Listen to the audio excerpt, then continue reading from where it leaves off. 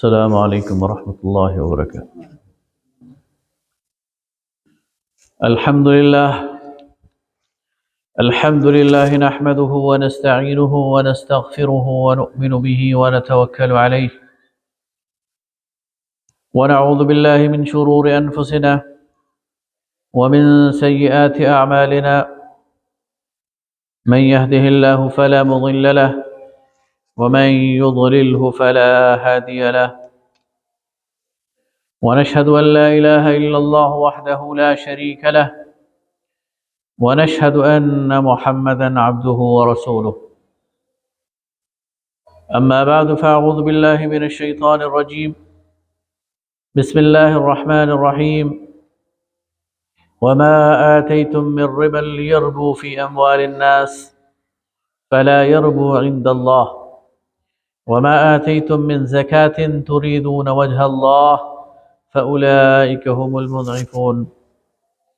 وقال الله تعالى: يا أيها الذين آمنوا لا تأكلوا الربا أضعافا مضاعفة واتقوا الله لعلكم تفلحون. وقال الله تعالى: يا أيها الذين آمنوا اتقوا الله وذروا ما بقي من الربا إن كنتم مؤمنين، فإن لم تفعلوا فأذنوا بحرب من الله ورسوله. صدق الله المولانا العظيم. عن جابر رضي الله عنه قال لعن رسول الله صلى الله عليه وسلم آكل الربا وموكله وكاتبه وشاهديه وقال هم سواء. رواه الترمذي. صدق رسول النبي الكريم. اللهم صل على سيدنا ومولانا محمد وعلى آل سيدنا ومولانا محمد وبارك وسلم ثم صل علیہ. انتہائی محترم بزرگوں، بھائیوں، دوستوں اور انتہائی محترم خواتین، آج جمعے کی اس خطبے کے لیے میں نے آپ کے سامنے قرآن پاک کی چند آیات تلاوت کی ہیں اور نبی کریم صلی اللہ علیہ وسلم کا ایک ارشاد نقل کیا ہے. اور آج کا موضوع سود یعنی ربا ہے. اللہ رب العالمین نے قرآن پاک میں سود کی حرمت نازل فرمائی ہے. سود کی یہ حرمت قرآن پاک میں یہ 3 مرحلوں میں نازل ہوئی ہے. سب سے پہلے مکہ کے اندر اللہ رب العالمین نے سورہ روم میں اس کے حوالے سے ناپسندیدگی کا اظہار کیا. گویا یہ اس بات کی علامت تھی کہ سود ایک ناپسندیدہ عمل ہے اور آگے چل کر اس نے حرام ہونا ہے. چنانچہ سورہ روم میں اللہ تعالیٰ فرماتا ہے: وَمَا آتَيْتُم مِّن رِّبًا لِيَرْبُو فِي أَمْوَالِ النَّاسِ. اور جو تم سود کا لین دین کرتے ہو تو تمہاری نگاہ میں یہ اس لیے ہوتا ہے کہ اس سے لوگوں کے مال میں اضافہ ہوتا ہے. فَلَا يَرْبُو عِندَ اللَّهِ. لیکن حقیقت یہ ہے کہ اللہ کے ہاں سود کے ذریعے اضافہ نہیں ہوتا. وَمَا آتَيْتُم مِّن زَكَاةٍ تُرِيدُونَ وَجْهَ اللَّهِ. اور جو تم زکوٰۃ دیتے ہو اللہ کی رضا کے لیے فَأُولَئِكَ هُمُ الْمُضْعِفُونَ. تو یہی وہ لوگ ہیں جن کے مال میں اضافہ ہوتا ہے. یہاں اللہ رب العالمین سود کے حوالے سے اور زکوٰۃ کے حوالے سے ایک بنیادی غلط فہمی انسانوں کی دور فرما رہے ہیں کہ بظاہر تو جو سود مال پر چڑھتا ہے تو اس سے مال میں اضافہ ہوتا ہے اور زکوٰۃ مال سے نکلتا ہے تو مال میں کمی ہوتی ہے. اللہ رب العالمین فرماتے ہیں نہیں، اللہ کے ہاں جس مال پر سود چڑھتا ہے وہ کم ہوتا ہے اور جس مال سے زکوٰۃ نکلتا ہے اللہ کے ہاں اس میں اضافہ ہوتا ہے. گویا اللہ تعالیٰ اہل ایمان کو متوجہ کر رہے ہیں کہ تمہارا کام سود خواری نہیں ہے بلکہ تمہارا کام تو زکوٰۃ کے نظام پر عامل ہونا ہے. اگلا حکم سود کے حوالے سے یہ سورہ آل عمران میں آیا: یہ مدنی دور کے ابتدائی دوسرے یا تیسرے سال، اور اس میں اللہ رب العالمین نے سود کی ایک شکل کو حرام قرار دے دیا۔ فرمایا یا ایھا الذین آمنوا لا تأکلوا الربا، اے ایمان والو سود نہ کھایا کرو، اضعافا مضاعفا، سود در سود، واتقوا اللہ لعلکم تفلحون، اور اللہ سے ڈرو اگر تم فلاح پانا چاہتے ہو۔ سود در سود کیا ہے؟ اسے کمپاؤنڈ انٹرسٹ کہتے ہیں۔ اس کی شکل یہ تھی کہ ایک شخص قرض لیتا، ادھار لیتا، مثلا اس نے کسی سے 10,000 روپیہ ادھار لیا، اور جس سے لیا اس سے یہ طے ہوا کہ سال بعد میں 12,000 واپس کروں گا، یہ 2,000 سود تھا۔ سال بعد جب ادائیگی کا موقع آیا تو اس شخص نے معذوری ظاہر کی کہ میں ادا نہیں کر سکتا، تو جس نے قرض دیا تھا اس نے کہا چلو ٹھیک ہے، اب میری اصل رقم 10,000 نہیں بلکہ 12,000 ہے، اور اگلے سال جب میں تم سے لوں گا تو 14,000 لوں گا۔ وہ سود بڑھتا جاتا ہے وقت کے ساتھ ساتھ۔ تو پہلے مرحلے پر اللہ تعالیٰ نے سود در سود، اضعافا مضاعفہ کو حرام قرار دیا، اور آخری حکم جو سود کے حوالے سے ہے وہ مکمل مطلقاً ہر قسم کا جو سود ہے اس کو اللہ تعالیٰ نے حرام قرار دے دیا۔ سورہ بقرہ کی آیت نمبر 278 میں فرمایا یا ایھا الذین آمنوا، اے ایمان والو، اتقوا اللہ، اللہ کا تقوی اختیار کرو، اللہ سے ڈرو، وذروا ما بقی من الربا، اور جو سودی کاروبار تم نے شروع کر رکھے ہیں انہیں چھوڑ دو، ان کنتم مؤمنین، اگر تم ایمان رکھتے ہو، فإن لم تفعلوا، اور اگر تم ایسا نہیں کرو گے، فأذنوا بحرب من اللہ ورسولہ، تو پھر اللہ اور اس کے رسول کا تمہارے خلاف اعلان جنگ ہے۔ تو گویا قطعی اور واضح طور پر سود کی ہر شکل کو حرام قرار دے دیا گیا۔ حضرت جابر رضی اللہ تعالیٰ عنہ فرماتے ہیں کہ رسول اللہ صلی اللہ علیہ وسلم نے عن جابر قال لعن رسول اللہ صلی اللہ علیہ وسلم، رسول اللہ صلی اللہ علیہ وسلم نے لعنت فرمائی ہے آکل الربا، سود کھانے والے پر، وموکلہ، اور کھلانے والے پر، وکاتبہ، اس کی دستاویز لکھنے والے پر، وشاہدی، اور اس پر گواہی دینے والے پر، وقال ہم سواء، اور آپ نے فرمایا گناہ میں یہ سب برابر کے شریک ہیں۔ جو سود کھا رہا ہے وہ بھی، جو دے رہا ہے کھلا رہا ہے وہ بھی، جو اس کو لکھ رہا ہے وہ بھی، اور جو اس کی گواہی دے رہا ہے وہ بھی، سارے کے سارے ایک جیسے برابر گناہگار ہیں۔ گویا اسلام میں اس کی کوئی گنجائش نہیں ہے کہ ایک مسلمان اللہ اور اس کے رسول صلی اللہ علیہ وسلم پر یقین رکھتا ہو، ایمان رکھتا ہو، اور پھر وہ سودی کاروبار کرے۔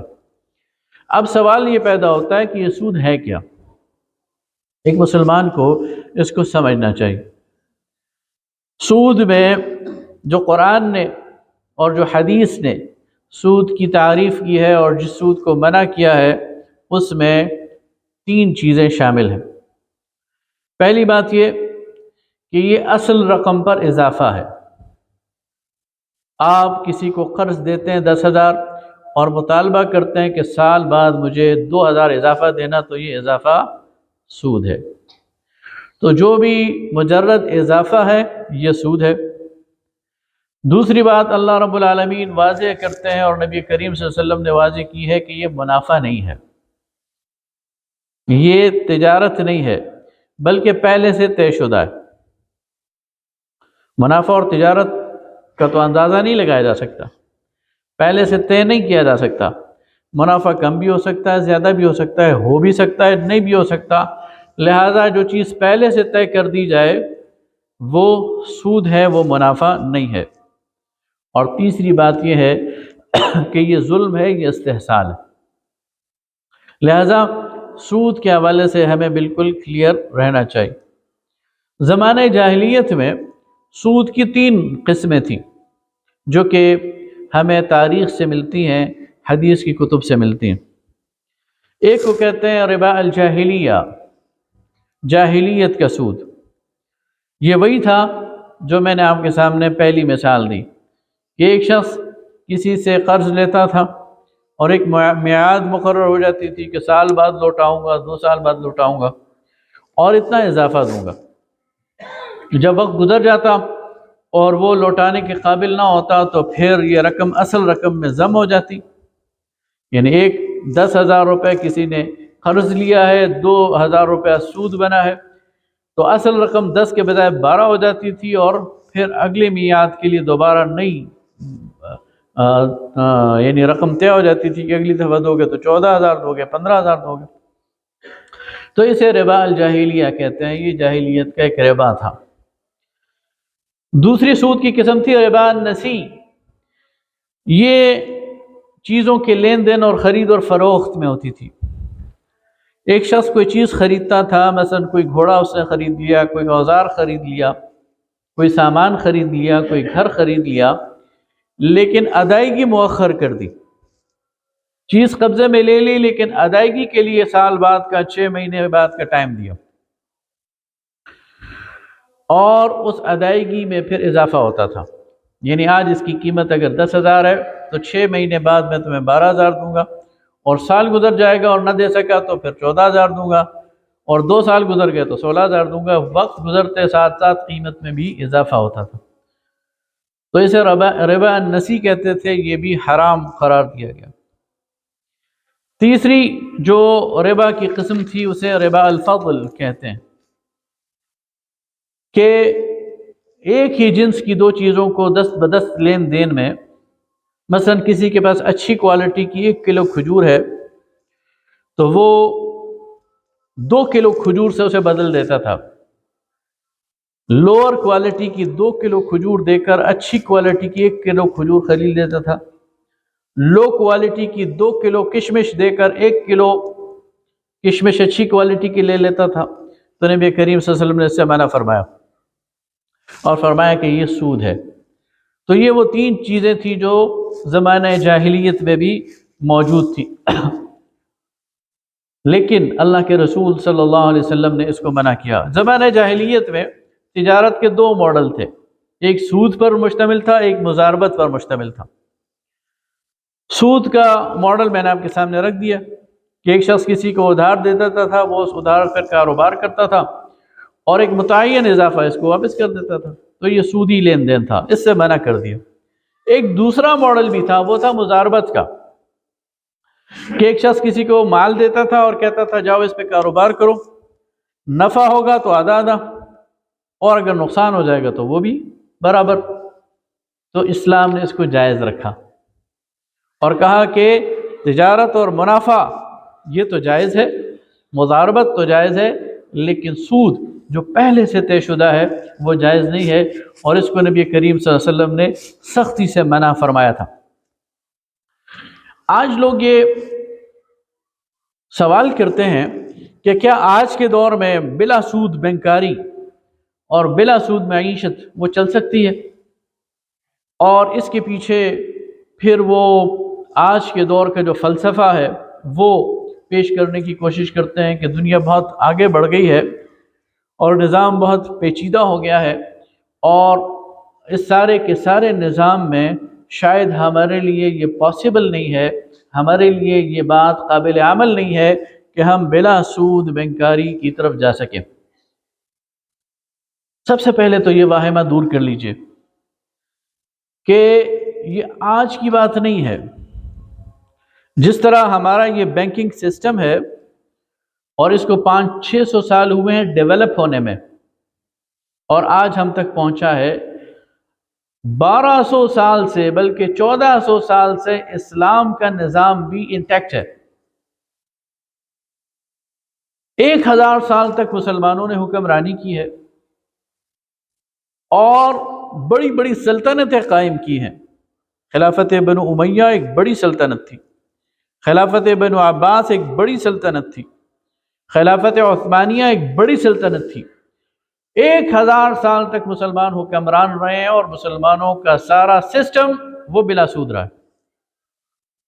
آپ فقہ حنفی کا مطالعہ کریں تو فقہ حنفی میں پورا سسٹم موجود ہے تجارت کا، کاروبار کا، لین دین کا، جو بلا سود ہے۔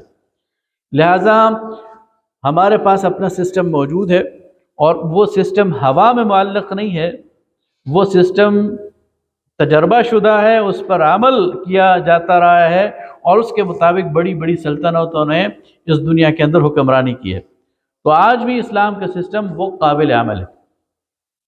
دوسری بات اس میں زیادہ دلچسپ جو میں آپ کے سامنے رکھنا چاہتا ہوں وہ یہ ہے کہ آج دنیا کے وہ ممالک جو غیر مسلم ہیں وہ بھی انٹرسٹ فری بینکنگ کی طرف آ رہے ہیں، وہ بھی بلا سودی بینکاری کی طرف آ رہے ہیں۔ کل میں نے گوگل پر ریسرچ کی، تھوڑا سا اس بات کو جاننے کی کوشش کی، تو مجھے اس بات نے حیرت میں ڈال دیا۔ مثلا آج کی ڈیٹ میں جاپان کے اندر جو بینکاری ہے اس میں انٹرسٹ ریٹ 0% ہے۔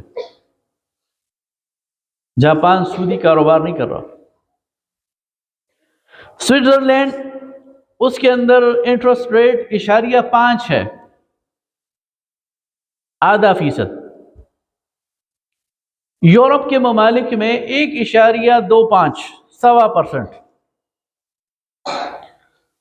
سنگاپور میں 2%، آسٹریلیا میں 2.6%، UK میں 2.5%، لوور سطح پر جا رہے ہیں وہاں انٹرسٹ ریٹ۔ اور آپ کو پتہ ہے کل کے پاکستان کے ریٹس کیا ہیں؟ 13.75۔ پاکستان کے اندر شرح سود 13%، 14.25% ہے، اور وہ لوگ جن کو ہم گالی دیتے ہیں، جن کو ہم ساہوکار کہتے ہیں، جن کو ہم کہتے ہیں کہ سودی نظام ان کی وجہ سے مسلط ہے، وہ 2% سے زیادہ نہیں لے رہے۔ اب بتائیے سود کی لت میں کون مبتلا ہے؟ اور وہ کیوں پیچھے آ رہے ہیں؟ وہ اس سے کیوں جان چھڑا رہے ہیں؟ اس لیے کہ سود کی، جس طرح اللہ تعالیٰ نے فرمایا کہ فَلَا يَرْبُ عِنْدَ اللَّهِ، وہ اس فلسفے کو سمجھ چکے ہیں کہ سود کے نتیجے میں دولت معاشرے کے اندر گردش نہیں کرتی بلکہ چند ہاتھوں میں سمٹ جاتی ہے، اور وہ معاشرہ کبھی ترقی نہیں کر سکتا جہاں دولت سالے خون کی طرح معاشرے کے ہر طبقے تک نہ پہنچتی ہو۔ اب آپ دیکھیے زکوٰۃ کا یہی فلسفہ ہے کہ تؤخذ من اغنیائہم وترد الی فقرائہم، یہ مالداروں سے لی جاتی ہے اور لوٹائی جاتی ہے ان لوگوں کی طرف جن کے پاس دولت نہیں ہے۔ معاشرے کے اندر دولت کی سرکولیشن اس طبقے سے جس کے پاس دولت ہے، اس طبقے کی طرف جس کے پاس نہیں ہے۔ اس کے نتیجے میں سالے خون کی طرح یہ دولت گردش کرتی ہے، اور جب یہ دولت گردش کرتی ہے ایک سے دوسرے اور دوسرے سے تیسرے ہاتھ میں، تو لوگوں کے مسائل حل ہوتے ہیں، لوگوں کو روزگار ملتا ہے، لوگوں کو دنیا کی جو منفعتیں ہیں وہ حاصل ہوتی ہیں۔ لیکن یہ دولت نیچے سے اوپر کی طرف جاتی ہے اور سمٹ جاتی ہے تو معاشرے کا خون یہ منجمد ہونا شروع ہو جاتا ہے۔ آج یہی ہو رہا ہے ہمارے معاشرے میں۔ آج وہ معاشرے جو سود کی نظام پر قائم ہے، ان معاشرے میں گیپ بڑھتا جاتا ہے غریب اور امیر کے درمیان۔ جو غریب ہے وہ غریب تر ہوتا جاتا ہے، ہر آنے والا دن اس کے لیے مشکل تر ہوتا جاتا ہے، اور جو امیر ہے وہ امیر تر ہوتا جاتا ہے۔ اس کے پاس ایک کارخانہ تھا، 2 بن جائیں گے، اس کے پاس ایک کوٹھی تھی، 2 3 4 بن جائیں گی، اس کے بینک بیلنس میں 5 لاکھ تھے، 10 لاکھ تھے، کروڑ تھے، 10 کروڑ تھے، وہ بڑھتے چلے جائیں گے۔ اور یہ طبقہ، یہ معاشرے کا 2% بھی نہیں ہے۔ پاکستان کے اندر جتنی دولت ہے، اس دولت کا 85% حصہ یہ 2% طبقے کے پاس ہے، اور باقی 15% حصہ یہ 98% لوگوں پر آپ تقسیم کریں تو بھوک نہیں ہوگی تو اور کیا ہوگا؟ پاکستان کے اندر بے روزگاری نہیں ہوگی تو اور کیا ہوگا؟ لوگ بھوک سے نہیں مریں گے، خودکشی نہیں کریں گے تو اور کیا ہوگا؟ یہ سارا کا سارا نظام سود کی وجہ سے، جسے اللہ اور اس کے رسول صلی اللہ علیہ وسلم نے لعنت قرار دیا۔ پاکستان کا آئین یہ اس بات کو طے کرتا ہے، پاکستان کے آئین نے 1973 کے آئین نے، کہ پاکستان کے اندر کوئی قانون سازی ایسی نہیں ہوگی جو قرآن و سنت کے خلاف ہو۔ تو کیا سود قرآن و سنت کے خلاف نہیں ہے؟ پھر پاکستان کے آئین نے 1973 میں طے کر دیا تھا کہ 10 سال کے اندر اندر پاکستانی معیشت کو غیر سودی بنیادوں پر استوار کیا جائے گا۔ تو 83 میں تو یہ عمل مکمل ہو جانا چاہیے تھا، لیکن 1983 میں کیا، آج 2023 آ رہا ہے اور 40 سال گزر گئے، یہ عمل مکمل نہیں ہوا۔ اس کے خلاف لوگ فیڈرل شریعت کورٹ میں گئے، یہ 1990 کی دہائی کی بات ہے، اور فیڈرل شریعت کورٹ نے یہ طے کیا کہ پاکستان کے آئین کا مطالبہ ہے کہ پاکستان کی اکانومی کو انٹرسٹ فری ہونا چاہیے اور حکومت کو اس کی طرف پیش قدمی کرنی چاہیے۔ تو بجائے اس کے کہ اس وقت کی حکومت پیش قدمی کرتی، وہ سپریم کورٹ میں اپیل میں چلی گئی اس کے خلاف، اور پھر 10 سال تک وہ اپیل لٹکی رہی۔ یعنی جو چاہے آپ کا حسن کرشمہ ساز کرے، جب عدالتیں کھلوانے کی باری آئے تو رات کے 12 بجے بھی کھل جاتی ہیں، اور جب کسی کیس کو پینڈ کرنا چاہیں تو 21 لاکھ مقدمے ان کورٹوں میں ملتوی ہیں، اور اس میں سے یہ سود کا مقدمہ بھی 10 سال تک ملتوی رہا، اس لیے کہ اللہ اور اس کے رسول کے خلاف جنگ تو کسی کو نظر نہیں آتی۔ پھر بالآخر انہوں نے واپس کیا اس بات کو کہ وفاقی شرعی عدالت اس کو دوبارہ دیکھے۔ پھر وفاقی شرعی عدالت کے ججوں کے کیا کہنے، یار 3 مہینے بعد 6 مہینے بعد جج بدل جاتا تھا، 7-8 سال تک یہ مسئلہ وہاں پینڈنگ رہا۔ بالآخر ابھی پچھلے دنوں وفاقی شرعی عدالت نے دوبارہ اس کو قرار دیا کہ حکومت پاکستان کو 5 سال کے اندر اندر سود کے خاتمے کے لیے کوئی عملی اقدام اٹھانا چاہیے۔ 5 سال کا بڑا عرصہ ہوتا ہے۔ حکومت اس کے خلاف پھر اپیل میں چلی گئی۔ اب پچھلے دنوں حکومت نے اندیا ظاہر کیا کہ ہم یہ اپیل واپس لے رہے ہیں، ہم اس کو اپریشیٹ کرتے ہیں کہ دیر آئے درست آئے، لیکن پاکستانی عوام کو اس پر اویئر کرنے کی ضرورت ہے، نوجوانوں کو اس پر اویئر کرنے کی ضرورت ہے کہ ہم اس وقت حالت جنگ میں ہیں اللہ اور اس کے رسول کے، اور ہم عملاً اللہ اور اس کے رسول کی بغاوت کے مرتکب ہو رہے ہیں۔ تو کیا اللہ ہماری مدد کرے گا؟ کیا اللہ ہم پر رحم کرے گا؟ کیا اللہ تعالی ہمارے مسائل کو حل کرے گا؟ لہٰذا کوئی بہانہ نہیں چلنا چاہیے، اور اس ملک کو جلد از جلد غیر سودی نظام کی طرف، بلا سود معیشت کی طرف لے کے چلنا چاہیے، اور وہ عین ممکن ہے۔ اسلام کا جو نظام ہے وہ زیادہ اچھا ہے، زیادہ فروٹفل ہے، زیادہ کامیاب ہے، اور دنیا کو اس نے دکھایا ہے اپنی تعمیر اور ترقی کے نتیجے میں۔ اور آج میں آپ کو بتا چکا ہوں کہ غیر مسلم دنیا اس کی طرف جا رہی ہے، اس کے ثمرات کو سمیٹ رہی ہے، لیکن ہم ابھی تک اس مائنڈ سیٹ سے نہیں نکلے۔ اس لیے ہمیں اس پر پوری طرح کنونس بھی ہونا چاہیے، اور حکومت پر پریشر بھی ڈالنا چاہیے کہ ہماری ڈائریکشن کو سیدھا کرے اور اس ملک سے سود کی لعنت کو چھڑائے۔ اس لیے کہ نبی کریم صلی اللہ علیہ وسلم کی بڑی سخت وعیدیں ہیں سود کے حوالے سے، اور ان کو اگر بندہ دیکھ لے تو پھر اس کے لیے بے چینی اس کے اندر پیدا ہو جاتی ہے اور وہ تڑپ جاتا ہے۔ اقول قولی ھذا واستغفر اللہ لی ولکم ولسائر المسلمین۔